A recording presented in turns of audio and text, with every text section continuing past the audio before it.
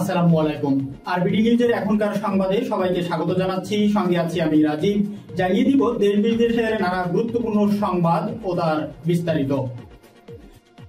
মার্কিন তেল গ্যাস কিনুন, নইলে ইউরোপীয় ইউনিয়নকে ডোনাল্ড ট্রাম্পের হুমকি।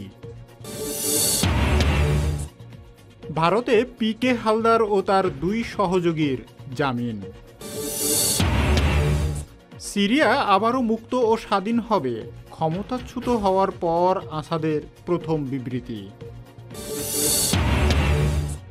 পাকিস্তানের ক্ষেপণাস্ত্র কর্মসূচি যুক্তরাষ্ট্রের জন্য হুমকি। সিরিয়ায় এই মুহূর্তে যুক্তরাষ্ট্রের 2000 সৈন্য আছে বলছে পেন্টাগন। উপদেষ্টা মাহফুজ আলমের বক্তব্য নিয়ে যা বলল ভারত। এবং সর্বশেষ থাকছে ইসরায়েলের সাথে দীর্ঘমেয়াদী যুদ্ধ করার ঘোষণা হুতিদের। ইসরায়েলের সাথে দীর্ঘমেয়াদী যুদ্ধ করার ঘোষণা দিয়েছে হুতি বিদ্রোহীরা। তারা ইসরায়েলের বুকে সরাসরি আঘাত হানছে, আবার ইসরায়েলও পাল্টা ইয়েমেনে আঘাত হানছে।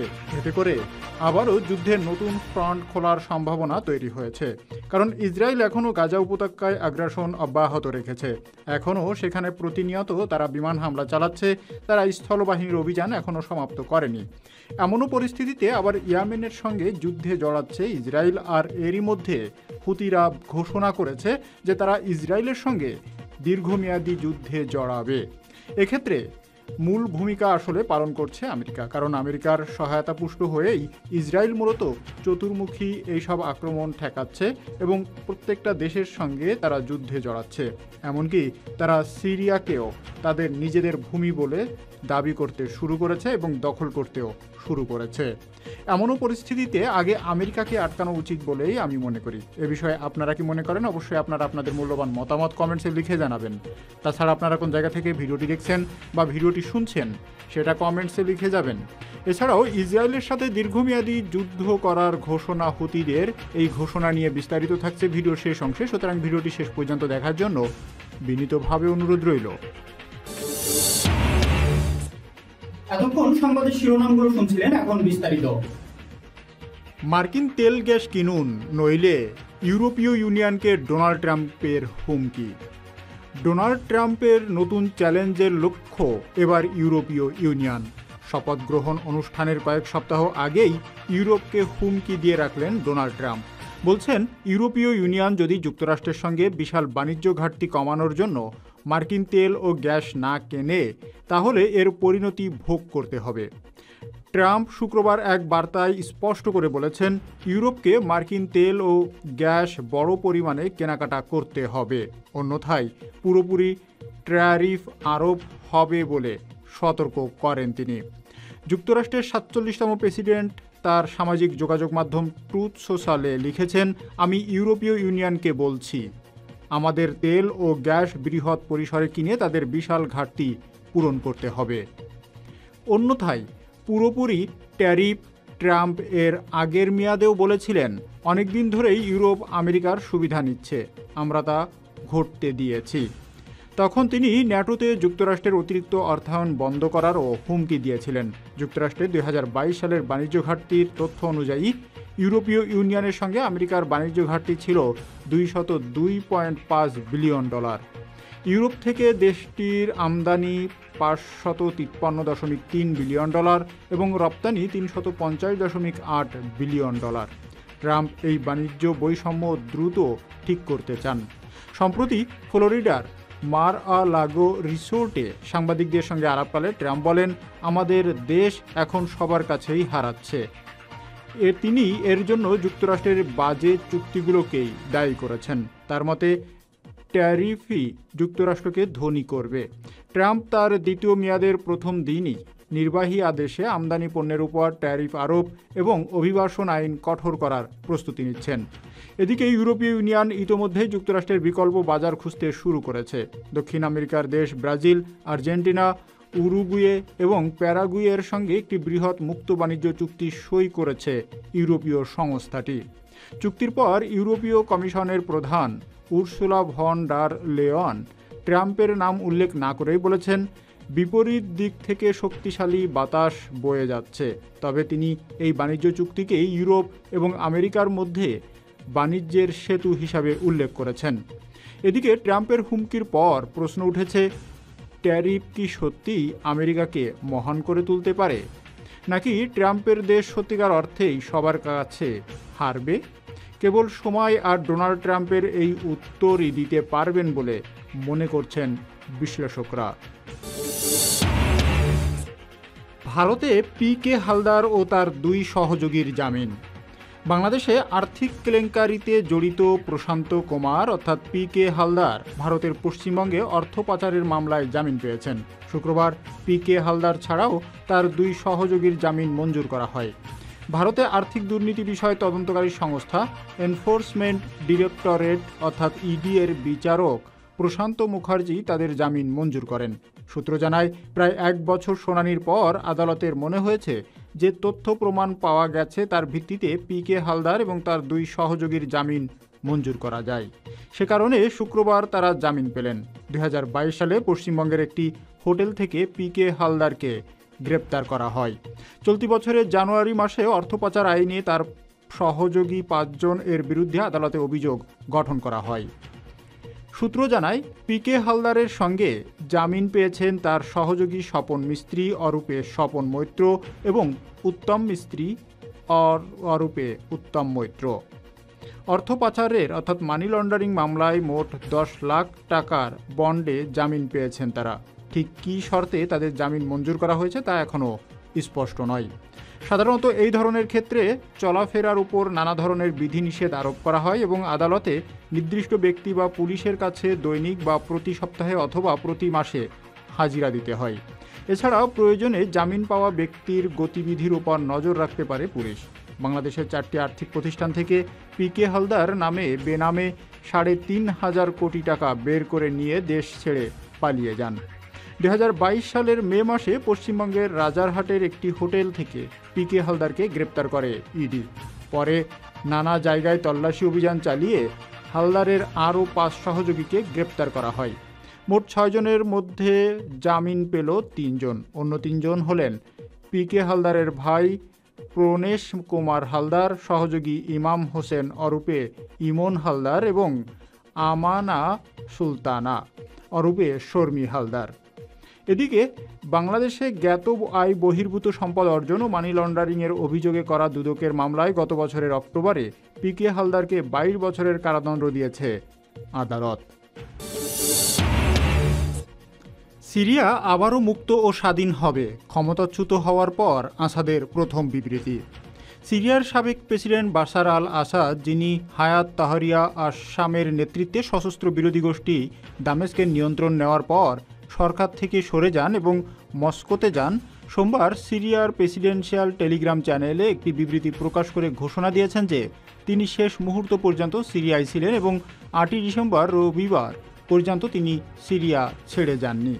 সিরিয়া জুড়ে সন্ত্রাসবাদ ছড়িয়ে পড়ার পর তাহরি আশ-শামের নেতৃত্বে সশস্ত্র দলটি যখন গত 7 ডিসেম্বর শনিবার সন্ধ্যায় দামেস্কে পৌঁছায়, তখন প্রেসিডেন্টের ভাগ্য এবং অবস্থান সম্পর্কে নানা গুজব প্রকাশ হতে থাকে। এইসব ভুল তথ্যের ছড়াছড়ি এবং বানানো গল্প সত্য থেকে সম্পূর্ণ দূরে ছিল। আন্তর্জাতিক সন্ত্রাসবাদকে সিরিয়ায় মুক্ত বিপ্লবী আন্দোলনের হিসাবে উপস্থাপন করাই এর প্রধান লক্ষ্য ছিল। দেশের ইতিহাসে এই সংকটময় মুহূর্তে যখন সত্যিকার প্রাধান্য দেওয়া উচিত, তখন এইসব বিকৃতি এবং গুজবগুলোর উত্তর দেওয়া প্রয়োজন মনে করছি।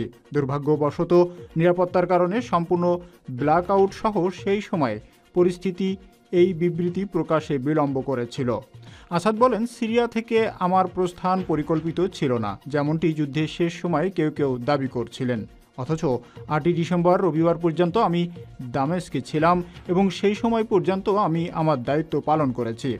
সন্ত্রাসী বাহিনী দামেস্কে অনুপ্রবেশের সঙ্গে সঙ্গে আমাকে লাতাকিয়া অর্থাৎ হামিমিম ঘাঁটিতে স্থানান্তরিত করা হয়েছিল, যাতে আমাদের রাশিয়া মিত্রদের সাথে সমন্বয় করে যুদ্ধ কার্যক্রম তত্ত্বাবধান করা যায়। সেই দিন সকালে হামিমিম বিমান ঘাঁটিতে পৌঁছায় এটা পরিষ্কার হয়ে গেল যে আমাদের বাহিনী যুদ্ধের সমস্ত ফ্রন্ট থেকে নিজেদের সম্পূর্ণ প্রত্যাহার করে নিয়েছে এবং শেষ সেনা অবস্থানগুলো ভেঙে পড়েছে।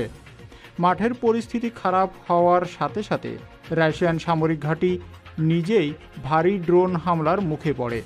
যেহেতু ঘাঁটি থেকে বেরিয়ে আসার কোনো উপায় ছিল না, তাই মস্কো অনুরোধ করেছিল যে বেস কমান্ডো 8ই ডিসেম্বর রবিবার সন্ধ্যায় রাশিয়ায় অবিলম্বে সরিয়ে নেওয়ার ব্যবস্থা করে। দামেস্কের পতনের একদিন পর এবং সামরিক অবস্থানের চূড়ান্ত পতন এবং অবশিষ্ট সমস্ত সরকারি প্রতিষ্ঠানের অচল অবস্থার পর এটি ঘটেছিল। এসব ঘটনার কোনো পর্যায়েই আমি পদত্যাগ বা উদ্বাস্তু হওয়ার কথা ভাবিনি এবং কোনো ব্যক্তি বা গোষ্ঠীর পক্ষ থেকে এমন কোনো প্রস্তাব করা হয়নি। একমাত্র সম্ভাব্য পদক্ষেপ ছিল সন্ত্রাসী আক্রমণের বিরুদ্ধে লড়াই চালিয়ে যাওয়া। আমি জোর দিয়ে বলছি যে ব্যক্তি যুদ্ধের প্রথম দিন থেকে তার ব্যক্তিগত স্বার্থের জন্য তার দেশের পরিত্রাণের জন্য দর কষাকষি করতে অস্বীকার করেছে এবং তার জনগণকে অসংখ্য প্রস্তাব এবং প্রলোভনের বিরুদ্ধে ঝুঁকি নিতে অস্বীকার করেছে। এই ব্যক্তি সেই একই ব্যক্তি যিনি কেবলমাত্র একজন সন্ত্রাসীদের থেকে কয়েক মিটার দূরে সবচেয়ে বিপজ্জনক ও তীব্র যুদ্ধক্ষেত্রে তিনি সামনের সারিতে সেনা কর্মকর্তা ও সৈন্যদের পাশে দাঁড়িয়েছে। আসাদ বলেন, আমি সেই ব্যক্তি যে যুদ্ধের অন্ধকারতম বছরগুলোতে দেশ ত্যাগ করেনি, পরিবার এবং আমার জনগণের সাথে থেকেছি এবং 14 বছরের যুদ্ধে রাজধানীতে সন্ত্রাসবাদের অনুপ্রবেশকারী বোমা হামলা এবং বারবার হুমকির পরিস্থিতিতে সন্ত্রাসবাদকে প্রতিহত করেছি। তদুপরি যে ব্যক্তি ফিলিস্তিনি ও লেবাননের প্রতিরোধকে কখনোই পরিত্যাগ করেনি এবং তার পাশে দাঁড়ানো মিত্রদের সাথে বিশ্বাসঘাতকতা করেনি, সে তার জনগণকে পরিত্যাগ করতে পারে না। আসাদ বলেন, আমি কখনো ব্যক্তিগত লাভের জন্য পদ চাইনি। আমি সর্বদা নিজেকে সিরিয়ার জনগণের বিশ্বাস দ্বারা সমর্থিত একজন জাতীয় অভিভাবক হিসাবে বিবেচনা করছি। তিনি বলেন, জনগণের ইচ্ছাশক্তি এবং রাষ্ট্রকে রক্ষা করার প্রতিষ্ঠানগুলোকে রক্ষা করার এবং তাদের পছন্দগুলোকে শেষ মুহূর্ত পর্যন্ত বহাল রাখার জন্য অটুট প্রত্যয় আমার রয়েছে। আসাদ বলেন, রাষ্ট্র যখন সন্ত্রাসবাদের হাতে পড়ে এবং অর্থবহ অবদান রাখার ক্ষমতা হারিয়ে যায়, তখন যে কোনো অবস্থানই উদ্দেশ্যহীন হয়ে পড়ে আর দখলদারিত্বকে অর্থহীন করে তোলে। এটি কোনোভাবেই সিরিয়া ও জনগণের প্রতি আমার গভীর অনুভূতিকে কমিয়ে আনবে না। সিরিয়া আবারও মুক্ত ও স্বাধীন হবে বলেও বিবৃতিতে আশা করা হয়। পাকিস্তানের ক্ষেপণাস্ত্র কর্মসূচি যুক্তরাষ্ট্রের জন্য হুমকি। পাকিস্তানের দূরপাল্লার ব্যালিস্টিক ক্ষেপণাস্ত্র তৈরির কর্মসূচিকে যুক্তরাষ্ট্রের জন্য উদীয়মান হুমকি হিসাবে উল্লেখ করেছে হোয়াইট হাউসের এক কর্মকর্তা। দূরপাল্লার এই ক্ষেপণাস্ত্র এশিয়ার বাইরের লক্ষ্যবস্তুতে আঘাত হানতে সক্ষম বলে দাবি করেছে দেশটি। বৃহস্পতিবার Carnegie endowment for international piece think ট্যাঙ্কের এক অনুষ্ঠানে যুক্তরাষ্ট্রের ডেপুটি ন্যাশনাল সেক্রেটারি অ্যাডভাইজার জন ফিনার বলেন, পাকিস্তান ক্রমাগত ক্ষেপণাস্ত্রের আধুনিক প্রযুক্তির প্রসার ঘটাচ্ছে। এই অবস্থা চলতে থাকলে পাকিস্তান যুক্তরাষ্ট্রসহ দক্ষিণ এশিয়ার বাইরের লক্ষ্যবস্তুতেও আঘাত হানতে সক্ষম হবে বলে মন্তব্য করেন এই কর্মকর্তা। তিনি বলেন, সহজভাবে বলতে গেলে পাকিস্তানের এই কার্যক্রম যুক্তরাষ্ট্রের জন্য উদীয়মান এক হুমকি ছাড়া অন্যভাবে দেখা আমাদের জন্য কঠিন। ফিনার এমন মন্তব্যের ঠিক একদিন আগে পাকিস্তানের ব্যালিস্টিক ক্ষেপণাস্ত্রের উপর নিষেধাজ্ঞা আরোপ করে যুক্তরাষ্ট্র। দেশটির যে প্রতিরক্ষা দপ্তর এই কর্মসূচির তত্ত্বাবধানে রয়েছে, ওই দপ্তরের উপর নিষেধাজ্ঞা আরোপ করে যুক্তরাষ্ট্র। ওয়াশিংটনের দুজন কর্মকর্তা বার্তা সংস্থা রয়টার্সকে বলেছেন, পাকিস্তান যে আকারে রকেট ইঞ্জিন বানিয়েছে তার কারণে যুক্তরাষ্ট্রের উদ্বেগ তৈরি হয়েছে। তবে এমন নিষেধাজ্ঞাকে পক্ষপাতমূলক মনে করছে পাকিস্তান। দেশটির দাবি, যুক্তরাষ্ট্র অস্ত্রের বিষয়ে দ্বৈত নীতি অবলম্বন করছে। পাকিস্তানের পররাষ্ট্র মন্ত্রণালয় এক বিবৃতিতে বলছে, যুক্তরাষ্ট্র অন্য দেশের সামরিক প্রযুক্তি প্রসারের বিষয়ে কোনো পদক্ষেপ নিচ্ছে না। এমন দ্বৈত অবস্থান এবং বৈষম্যমূলক আচরণ আঞ্চলিক ও আন্তর্জাতিক পর্যায়ে শান্তি ও নিরাপত্তাকে ঝুঁকিতে ফেলবে বলেই মন্তব্য মন্ত্রণালয়ের। সিরিয়ায় এই মুহূর্তে যুক্তরাষ্ট্রের 2000 সৈন্য আছে দাবি পেন্টাগনের। মার্কিন প্রতিরক্ষা বিভাগের সদর দপ্তর পেন্টাগন থেকে দাবি করা হয়েছে, সিরিয়ায় এই মুহূর্তে যুক্তরাষ্ট্রের 2000 সৈন্য অবস্থান করছে। শুক্রবার সংবাদ মাধ্যম আল আরাবিয়াহকে এই তথ্য জানানো হয়। প্রকাশিত ওই খবরে বলা হয়, পেন্টাগনের মুখপাত্র মেজর জেনারেল প্যাট রাইডার স্পষ্ট করে বলেছেন, আপনারা যেমন জানেন যে আমরা সব সময় বলে এসেছি, সিরিয়ায় কমপক্ষে 900 মার্কিন সৈন্য আছে। আজ আমি জানতে পারলাম কার্যত 2000-এর কাছাকাছি মার্কিন সৈন্য আছে। মুখপাত্র প্যাট রাইডার বলেন, বাশার আল আসাদের শাসনের সময় সিরিয়ায় 900 সৈন্য ছিল। এরপরে সেখানে অতিরিক্ত সৈন্য পাঠানো হয়েছে যেন আইএসকে পরাজিত করার মিশন শক্তিশালী করা যায়। এদিকে আসাদের দেশত্যাগের পর নজর এখন ক্ষমতা হস্তান্তরের দিকে।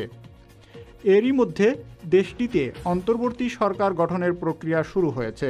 মোহাম্মদ আল বশির নামে এক প্রকৌশলীকে অন্তর্বর্তী সরকারের প্রধানমন্ত্রী করা হয়েছে। আল বশির সিরিয়ার ইদলিব প্রদেশে সিরিয়ান সালভেশন গভর্নমেন্টের প্রধানমন্ত্রী ছিলেন। উপদেষ্টা মাহফুজ আলমের বক্তব্য নিয়ে যা বলল ভারত। বাংলাদেশের অন্তর্বর্তীকালীন সরকারের উপদেষ্টা মাহফুজ আলমের এক মন্তব্যের বিষয়ে কড়া প্রতিবাদ জানিয়েছে ভারত।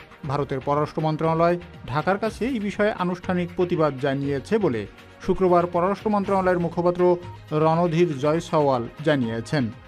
দিল্লিতে সাপ্তাহিক সংবাদ সম্মেলনে প্রতিবেশী বাংলাদেশিদের নেতাদের দায়িত্বশীল মন্তব্যের গুরুত্বের কথা স্মরণ করিয়ে দিয়ে রণধীর জয়সওয়াল বলেন, নয়াদিল্লি সংশ্লিষ্ট সকলকে প্রকাশ্য মন্তব্য করার সময় দায়িত্বশীল হওয়ার পরামর্শ দিতে চায়। তিনি বলেন, আমরা এই বিষয়ে বাংলাদেশি কর্তৃপক্ষের কাছে আমাদের তীব্র প্রতিবাদ জানিয়েছি। আমরা জেনেছি উল্লেখিত পোস্টটি ইতোমধ্যে মুছে ফেলা হয়েছে। তবে আমরা সবাইকে মনে করিয়ে দিতে চাই, জনসম্মুখে মন্তব্য করার সময় সংশ্লিষ্ট সব পক্ষকে আরও সতর্ক থাকা উচিত। সংবাদ সম্মেলনে বাংলাদেশের অন্তর্বর্তী সরকারের সঙ্গে সম্পর্ক উন্নয়নে ভারতের আগ্রহের কথা পুনর্ব্যক্ত করেন জয়সওয়াল। তিনি বলেন, ভারত বরাবর বাংলাদেশের জনগণ ও অন্তর্বর্তী সরকারের সঙ্গে সম্পর্ক গড়ে তোলায় আগ্রহের ইঙ্গিত দিয়েছে। এই ধরনের মন্তব্য জনসাধারণের বক্তব্যে দায়িত্বের প্রয়োজনীয়তা তুলে ধরে। সরাসরি সরকারি চাকরিতে কোটা এর বিরুদ্ধে গড়ে ওঠা আন্দোলনের মুখে গত 5ই আগস্ট বাংলাদেশ ছেড়ে ভারতে পালিয়ে যান শেখ হাসিনা। রাজধানীতে বিক্ষুব্ধ জনতার সহিংসতার আশঙ্কায় সামরিক বিমানে করে ঢাকা ছাড়েন তিনি। পরে বাংলাদেশের নোবেল বিজয়ী ডক্টর মোহাম্মদ ইউনূসের নেতৃত্বাধীন অন্তর্বর্তীকালীন সরকার গঠন করা হয়। অন্তর্বর্তী সরকার দায়িত্ব নেওয়ার পর থেকে বাংলাদেশে সংখ্যালঘুদের উপর কথিত নিপীড়নের অভিযোগ করে আসছে ভারত। এ নিয়ে প্রতিবেশী দুই দেশের সম্পর্কে টানাপোড়েন তৈরি হয়েছে। বৃহস্পতিবারও নয়াদিল্লি বাংলাদেশে হিন্দু এবং অন্যান্য সংখ্যালঘুদের উপর কথিত সহিংসতার ঘটনায় উদ্বেগ প্রকাশ করেছে। দিল্লি বলছে, হিন্দু ও অন্যান্য সংখ্যালঘুদের জীবন ও স্বাধীনতা রক্ষার প্রাথমিক দায়িত্ব ঢাকার অন্তর্বর্তী সরকারের। ভারতের পররাষ্ট্র সচিব বিক্রম মিশ্রি বাংলাদেশ সফর শেষে ফিরে যাওয়া 2 সপ্তাহ পর রাজ্যসভায় দেওয়া বক্তৃতায় দেশটির পররাষ্ট্রমন্ত্রী কীর্তিবর্ধন সিং এই মন্তব্য করেন। ইসরায়েলের সাথে দীর্ঘমেয়াদী যুদ্ধ করার ঘোষণা হুতিদের।